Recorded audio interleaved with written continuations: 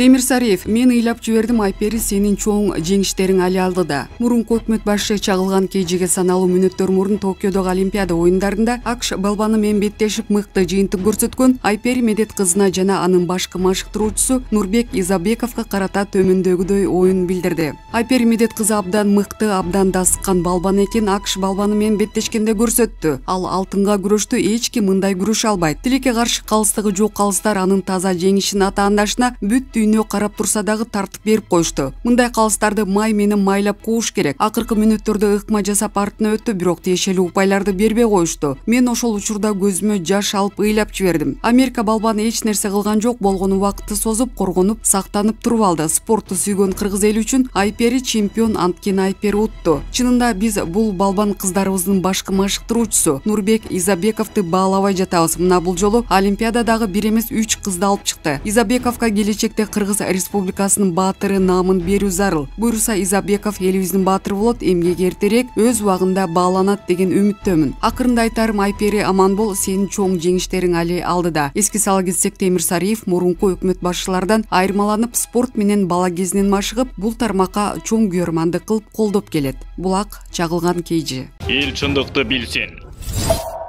АКШ балбанына тартып коюшту. Айпери Медет кызы эми коло медаль үчүн беттешет. Токиодогу Олимпиадада жарым финалда күч сынашкан балбан Айпери Медет кызы америкалык атаандашы Аделин Мария Грейге 3-2 эсебинде утулду. Күрөштүн жүрүшүндө калыстар Айпери Медет кызына тиешелүү 2 упайды бербей койгону байкалды. Башкы машыктыруучу Нурбек Изабековдун челлендж ыргытканына карабастан калыстар каратып туруп АКШ балбанына жан тартып коюшту. Эми Медет кызы эртең коло медаль үчүн күч сынашат. Ал эми Жоламан Шаршенбековду 9-0 утуп алган молдовалык балбан Виктор Чабона кубалык балбанга 11-0 эсебинде жеңилди. Мындан улам Шаршенбеков коло медаль үчүн күрөшүү мүмкүнчүлүгүнөн ажырады. Булак чагылган KG. Эл чындыкты билсин.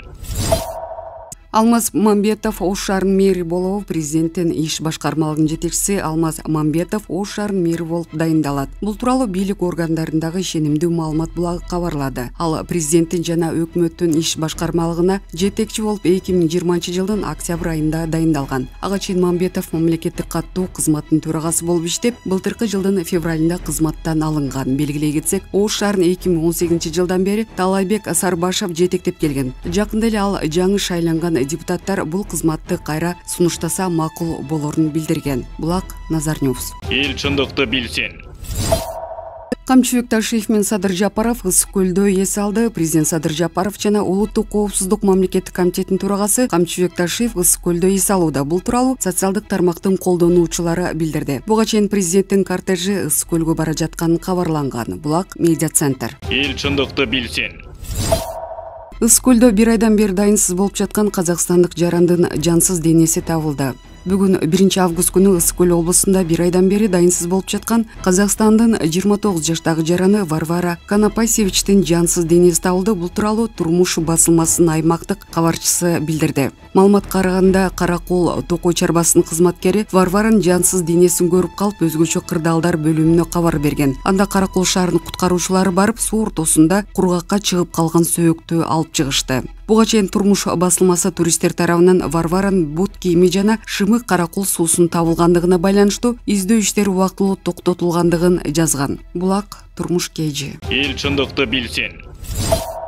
Лукашенко зарылдык болсо орус аскерлери Беларуска киргизилет. Беларус президенти Александр Лукашенко коопсуздук үчүн зарыл болсо орус аскерлери өлкөгө киргизилерин билдирди. Бул тууралуу мамлекеттик Белта агенттиги жазган. Учурда буга зарылчылык жок, бизде күчтүү, бирдиктүү, компактуу, куралдуу күч бар. Территориалдарды эсепке албаганда куралчан 500 000 кишини кыска убакытта тизе алабыз. Эгер ал дагы аз болсо, Орусиянын куралдуу күчтөрү киргизилет. Бул эч качан болбойт, бирок зарыл болсо биз ойлонуп олтурбайбыз, деди ал. Лукашенконун айтымында Беларусь батыш менен чыгыштын цивилизациялык тирешин очогунда калды. Ал НАТОнун чабуул коючу аскердик инфраструктурасы Беларусь чек-араларында курулуп жатат деп билдирди. Көрүп тургандай эч нерсе өзгөргөн жок. Улуу ата мекендик согуштун башталышы аларга эч нерсе үйрөткөн жок. Алар Брест чеби эмне экенин унутуп коюшту, деди ал. НАТОнун баш катчысы Йенс Столтенберг Буга чейин альянс акыркы саясий окуялардан улам Беларустун Орусияга болгон көз карандылыгынын өсүшүнө тынсызданып жатканын айткан. Анын айтымында НАТОнун альянс өзгөчө кырдаал болгон учурда мүчө болгон ар бир өлкөнү Минск менен Москванын коркунучунан коргоо үчүн даяр. Ал бул коркунучтардын эмне экенин так айткан жок. Бирок Беларустун өзүнүн аймактык бүтүндүгүнө коркунуч туулушу мүмкүн экенин кайтты. Беларусь менен Орусиянын коңшулары Польша, Литва жана Латвия адам укуктарынын массалык түрдө бузулушуна байланыштуу Минскиге каршы катуу санкцияларды талап кылып, Александр Лукашенконун режимине каршы эң катаал билдирүүлөр менен чыгышты. Украина ошондой эле Минск менен Москванын жакындашына тынчсыздануусун билдирди. Булак Азаттык. Эл чындыкты билсин.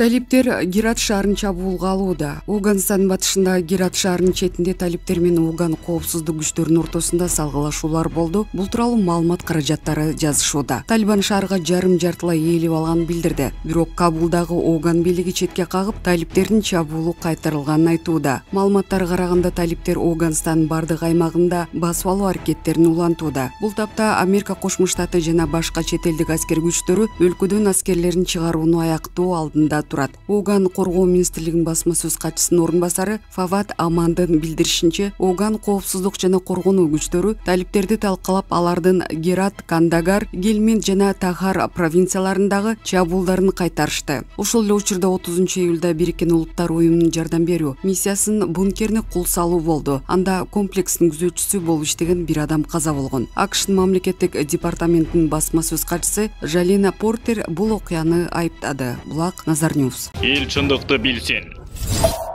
Түркияда токойлорду каптаган өрткө шектүү кармалды. Апта башында башталган өрт Түркиянын 6 провинциясындагы токойлорду каптап, кеминде 6 кишинин өмүрүн алып, 410 адам жабыркады. Ишембиде жабыр тарткандар баш калкалап жаткан кризистик борборго барган Түрк президенти Режеп Тайип Эрдоган өрткө тиешеси бар деп шектелген бир киши Мугла провинциясында кармалган. Эгерде бул иш диверсия болсо, күнөөлөрдү жазалоо биздин милдетибиз деп билдирди. Ал жабыр тарткандарга жардам бериш үчүн 50 миллион лира бөлүнгөнүн кошумчалады. Анадолу маалымат агенттиги кабарлагандай, Түркиянын айыл жана токой чарба министри Бакир Пакдемирли өрттүн 88 очогу көзөмөлгө алынып, дагы 10 очогунда телсиз жоого каршы күрөш уланып жатканын маалымдады. Ишембиде популярдуу эс алуу жайлары Мармарис менен Бодрумда ар кандай тобокелчиликти алдын алуу максатында 3 мейманканадагы тургундар башка жактарга убактылуу көчүрүлгөн. Түркиялык өрт өчүргүчтөргө Орусия, Украина, Азербайжан, Ирандан барган атайын топтор жардам берип жатышат. Булак Азаттык.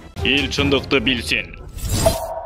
Абдувахап Мониев, адат, сот, президент Төрөбай. Кыргызстанда төңкөрүш менен бийликти анын аркасынан конституцияны алмаштыруу сыяктуу эле бийлик алмашкан сайын мурунку режимдеги таасирдүү делген же кийинкилерге анча-мынча каш кайтарган болбосо, атаандаш саналган саясатчыларды камоо куугунтуктоо кадимки адатка алтургай жазылбаган эрежеге айланып калбадыбы? Ошондой эле болду. Октябрдагы бийлик алмашуудан кийин да жоон топ саясатчылар камалды. А көпчүлүк адегенде мына коррупция каршы келишкес күрөш жүрүп атат. Мына анык акыйкат эми орной турган болду деп уралап, дуулдап, калпагын көккө ыргытып түзүк эле эл өрүдү. Албетте, кокуй сүттөн ак адамды чыныгы эл уулун камап коюшту. Мыйзамсыздык өкүм сүрүүдү деп кыйкырган азчылык деле өзүнүкүн бербей турду. Кыргызда саясатчылардын коррупционер катары айыпталып камалыша тургай, ал иш кылмышына байланып атса дагы баары убактылуу көрүнүш. Түпкүлүктүү мамлекеттик кызыкчылыкка дагы сот адилеттүүлүгүн, мыйзам бийлигин өкүм сүрүшүнө дагы тиешеси аз саясий оюн. Эртең эле баары аралашып, ашмалтай болот. Бүгүн коррупционер делип камалгандар алсыраак отурса кайра баатыр болуп чыгат. Кыргыз көпчүлүгүнүн эс тутуму кыска ой жүгүртүүсү ал тургай, интеллигенция катмарында дагы рационалдуу ой жүгүрткөндөр өтө аз. Ага кошумча коомдун моралдык таразасы бузулган. Эртең бүрсүгүн эле баары жып-жылас унутулат да кайра баары баштан башталат деген ойдо өлкөдөгү коррупцияга каршы айыгышкан күрөшкө, камак сүргүнгө анча маани бербей, ага байланыштуу соц тармактагы ызы-чуу талаш тартыштарга үстүрт карап келаткан. Көп күттүрбөй эле камалгандардын көпчүлүк ал тургай кумтөр алтынына байланыштуу айыпталган өкмөт башчылары дагы ар кандай себеп айла малдар менен абактан убактылуу боштондукка чыга баштады. Алардын арасында эбактан коомчулукта накта коррупционер катары сыпатталып, алчы таасын жеген шылуундары канча. Эми бул деген ошолордун кылмыш жоопкерчилигинен же чалып кутулабы, иши кылып биротоло кутулуп кетет деген эле кеп. Ушундай жагдайлардан улам дүйнөдөгү эң гумандуу сот Кыргыз сотунун тигиндей ырайымына илинбей, абакта калган бирин экин саясатчы саясатчынын бири Төрөбай Зулпкаровго байланыштуу өз пикиримди айтып койгум келди. Барыбызга байкалып турат, коррупцияга шектелип камалган саясатчылардын ичинен Төрөбай Зулпкаровчулук эч ким коомчулуктун колдоосун алып, жан тартуусуна ээ болгон жок. Депутаттын коррупциялык кылмыш боюнча айыпталышына шек менен карап, анын тазалыгына, арам ишке барбастыгына кепил болуп, пикирин билдирип, моралдык колдоо көрсөтүп келаткан көпчүлүктүн арасында карапайым айылдыктарда чыгармачыл журналист, саясатчы, белгилүү адамдар да арбын. Албетте, бул да өзгөчө көңүл бурар көрүнүш. 2009-жылы кыргыз саясатына кайдыгер эмес бир топ жаштар Нургазы Мусаевдин демилгеси менен чогулуп сүйлөшкөн элек. Төрөбай мен ошол жерден таанышып, анын токтоо мүнөзүнө, орундуу сүйлөгөнүнө карап, жылуу пикирде калгам. Анан эле Бакиевдик режим ала салды. 2010-жылы Төрөбай Зулпкаров жогорку кеңештин депутаты болуп калды. Ошол эле учурда өзү телефон чалып, анда мен Эркин Тоо гезитинин башкы редактор элем. Легендарлуу генерал Ысабек Абам тууралуу жазган китебимди сурап калды. Жогорку кеңештин депутатын ушул китепти окуйн дедим эле деп ынтызарланышы деле кыргызда чанда кездешчү иш. Бизде депутат болгон киши бирөөдөн китеп сурап окумак кайда, баарын мен билем, любой маселени ичип жейм деп башкага акыл үйрөтүп гана калат эмеспи. Бир жагы жашыбыз тең,